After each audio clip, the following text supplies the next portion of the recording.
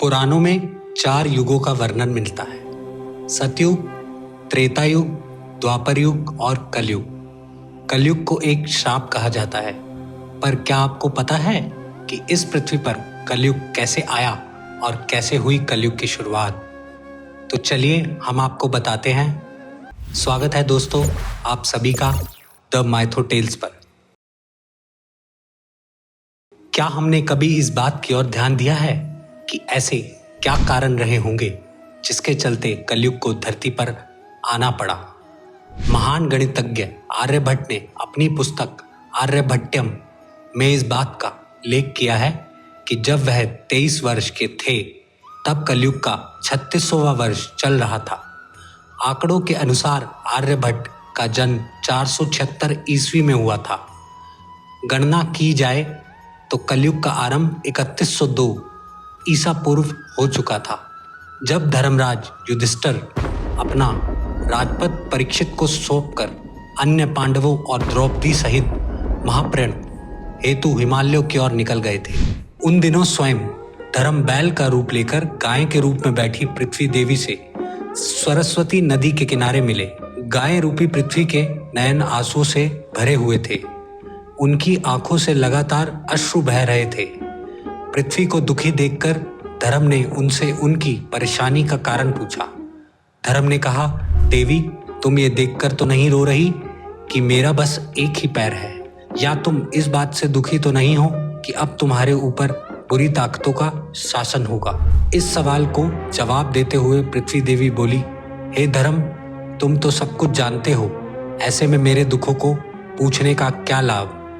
सत्य, पवित्रता, क्षमा, दया, शास्त्र विचार, ज्ञान, वैराग्य, ऐश्वर्य, निर्भीकता, कोमलता, धैर्य आदि गुणों के स्वामी भगवान श्री कृष्ण के स्वधाम चले जाने की वजह से कलयुग ने मुझ पे कब्जा कर लिया है।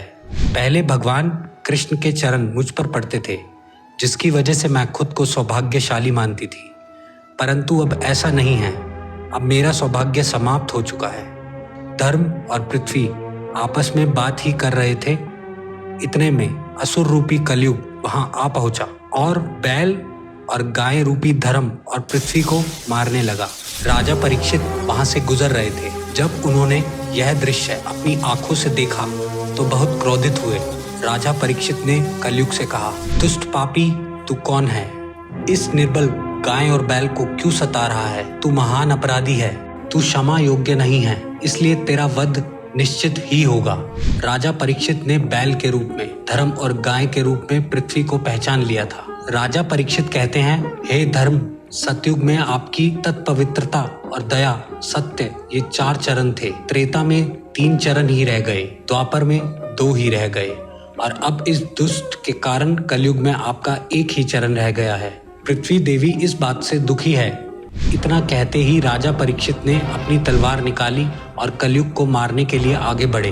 राजा परीक्षित का क्रोध देखकर कलयुग थर-थर कांपने लगा। कलयुग भयभीत होकर अपने राजसी भेष को उतार कर राजा परीक्षित के चरणों में गिर गया और क्षमा याचना करने लगा। राजा परीक्षित ने भी शरण में आए कलयुग को मारना उचित नहीं समझा और उससे कहा, कलयुग तू मेरी शरण में आ गया है, इसलिए मैं तुझे जीवन दान दे रहा हूँ, किंतु अधर्म, पाप, झूठ, चोरी, कपट, दरिद्रता आदि अनेक उपद्रवों का मूल कारण तू ही है।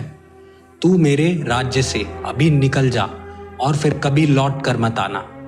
परीक्षित की बात सुनकर कलयुग ने कहा कि पूरी पृथ्वी पर आपका निवास है और पृथ्वी पर ऐसा कोई भी स्थान नहीं है जहां आपका राज्य ना हो। ऐसे में मुझे रहने के लिए स्थान प्रदान करें। कलयुग के ये कहने पर राजा परीक्षित ने सोच विचार करके कहा, असत्यवाद, काम और क्रोध का निवास यहाँ भी होता है।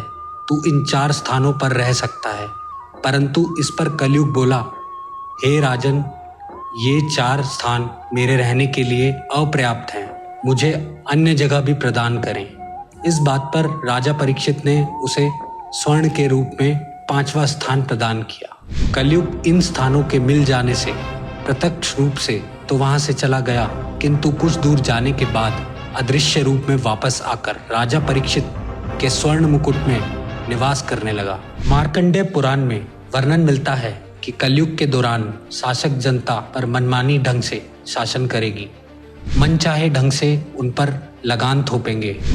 शासक अपने राज्य में अध्यात्म की जगह भय का प्रसार करेंगे। बड़ी संख्या में पलायन शुरू हो जाएगा। लोग सस्ते खाद्य पदार्थ और सुविधाओं की तलाश में अपने घरों को छोड़कर जाने के लिए मजबूर हो जाएंगे। धर्म को नज़रअंदाज किया जाएगा और लालच, सत्ता, पैसा सभी के मस्तिष्क में प्रबल रूप से व्ययमान रहेंगे। लोग बिना किसी पश्चाताप के अपराधी बनकर लोगों की हत्या भी करेंगे। संभोग ही जिंदगी की सबसे बड़ी जरूरत बन जाएगी। लोग बहुत आसानी से कसम खाएंगे और उसे तोड़ भी देंगे। लोग मदिरा और अन्य नशीले पदार्थों की चपेट में आ जाएंगे। गुरुओं का सम्मान करने की परंपरा भी समाप्त हो जाएगी। ब्राह्मण ज्ञानी नहीं रहेंगे। क्षत्रियों का साहस भी खो जाएगा और वैश्य अपने व्यवसाय में ईमानदार नहीं रह पाएंगी। आज ये सभी चीजें दोस्तों हमारे जीवन के रोजमर्रा में साधारण सी बातें लगती हैं।